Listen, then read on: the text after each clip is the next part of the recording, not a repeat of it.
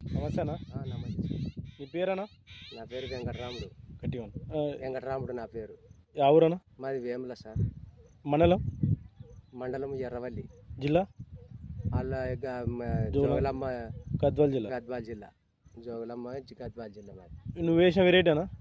నేను వేసిన variety మొనార్కు. మోనార్కు హైవేజ్ company వాళ్ళది. హైవేజ్ కంపెనీ వాళ్ళది మొనార్క్ వేసిన. ఎట్లుందన్న ఇది తోట?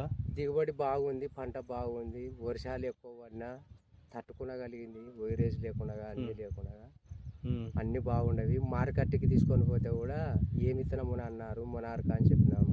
అంటే మార్కెట్ తీసుకొని పోతున్నావు కదా? మార్కెట్ తీసుకొని కాయ ఏ విధంగా పోతుంది మార్కెట్లో? కాయ మార్కెట్లో పందిరికాయ ఏం రేటు పోతే ఇది కూడా అదే రేటు పోతుంది. అదే రేటు పోతుంది. నువ్వు భూమి మీద వేసినావు అన్న? భూమి మీద వేసినావు. పందిరికాయ ఏ రేటు పోతే ఆ రేటు పోతుంది. అంటే ఏ విధంగా కాయగా ఎట్లుంది? కాయ కలరు, షైనింగ్, గుల్ల అన్నీ నీట్గా ఉన్నాయి.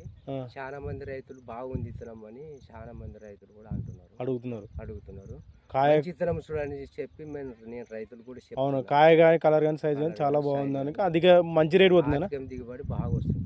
రేటు ఎట్లా అవుతుంది? మంచి రేటు అవుతుంది. మంచి రేటు. దిగుబడి బాగుంది. బాగుంది.